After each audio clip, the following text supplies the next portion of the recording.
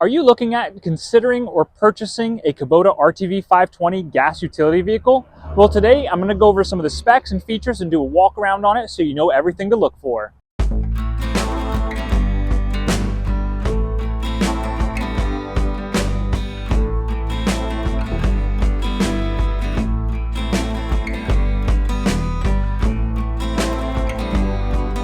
Hey guys, Zach here from Kubota of Lynchburg, and today I wanted to go over the Kubota RTV520.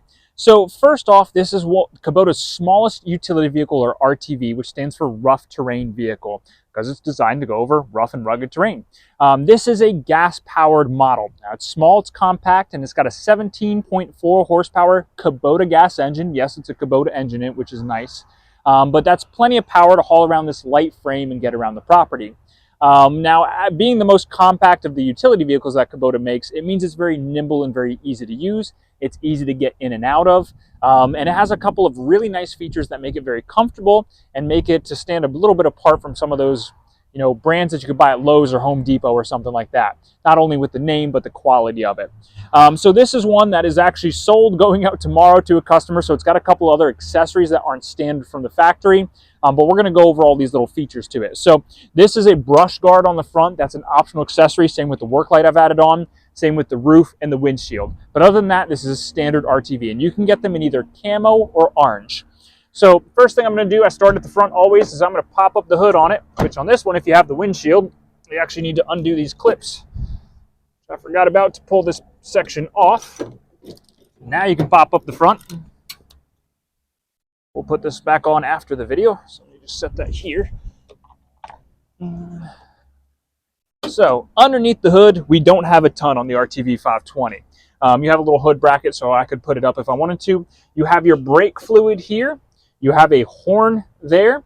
And other than that, there's not much. You have access to some of your little back-end components as far as your steering and your differential lock and everything, but not much you would need to ever do underneath the front hood. Almost everything is underneath the rear of this utility vehicle.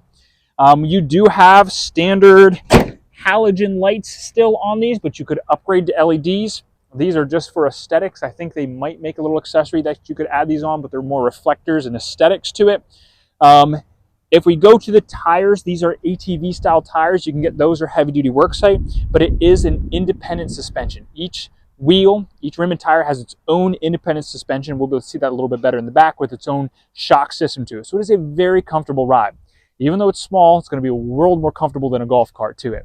So as we go through to basically the operator station, pick this up and throw it in the bed. They have increased decreased the hardness, increased the softness of our seat here. It is a very comfortable seat. So it is very squishy. It's very nice, kind of forms to you and makes it very comfortable. You do have a seat belt as well for safety and a grab handle. And on the passenger side, you have another grab handle here. And you have this nice, comfortable seat. It isn't power steering per se, but it's basically assisted power steering. So when you're driving and everything, it is very easy to steer. People always comment that even though it's not electronic power steering, since it's mechanically assisted, it is very easy to use. So I'm going to take the camera here and show you guys the operator station real quick. So in here, of course, we have our steering wheel. We're going to have our horn button, lights. This is the optional switch for the LED light bar in the front. You have a temperature gauge, and on this side, if I don't get the glare in it, you're going to have a couple of different gauges here. So you've got your fuel. So this one's about 3/4 of the way full. Got your hour meter, so not even half an hour on this machine yet. It'll blink on the fuel gauge if you start getting low. Got your battery sensor, if you're running fuel low right there. Warning if you needed to have, it was overheating or something like that too, that warning light would start flashing to it. And then up here on this dash across the front, you have a couple other things. So basically this is your normal startup, and if you see the left exclamation point, if I take off the parking brake, you can see that disappears, and pull it back up, it goes away. So that's your parking brake. You have a couple other things there that would be warning lights if your battery is going dead or, again, overheating. And then your dash panel here is very easy. So you've got neutral, reverse, high, and low. Very simple and easy to shift between those. Very simple right there. And then you have a differential lock as well to lock your rear differential in. So that's to lock your rear tires so they don't start spinning in mud or snow. And the best thing is, four-wheel drive to two-wheel drive on this is so simple and easy. Over, you're in four-wheel drive. Up and back down, you're in two-wheel drive. On the passenger side, you have two cup holders, a 12-volt charger, and place to store or set, your phones or papers or a couple other tools right there. And that's about it as far as the front controls go. Right here is your parking brake, up and down just like a car would be. And of course, you've got your brake and accelerator pedals, very easy to access and use. There is no glove box or anything. You have this place to store your operator's manual. And there is no storage underneath the seat, unfortunately. Again, being a very small utility vehicle doesn't have that much. But you can flip up your seat, and you have some access in here. It's hard to kind of see, but you've got access to your battery and to your fuses. So if you ever needed to jump start it or replace your battery, very easy. And of course, if you needed to change a blown fuse, very easy to get to on this side. Let's see, what else? That's about it for the operator station. As we work our way back, you've got your fuel cap. Takes right at 5.1 gallons, so it doesn't hold a lot, but because it's only a 17 horsepower engine, it doesn't burn much fuel either. To get access to your bed, you have a little unlock handle on each side, so I'm going to do that real quick.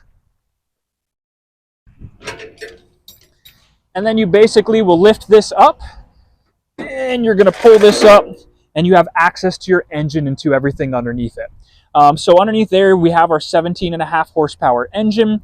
Again, built by Kubota. You're going to have access to your filters and everything, to your dipstick on it. So right here is your engine oil dipstick here. You've got your transmission dipstick here.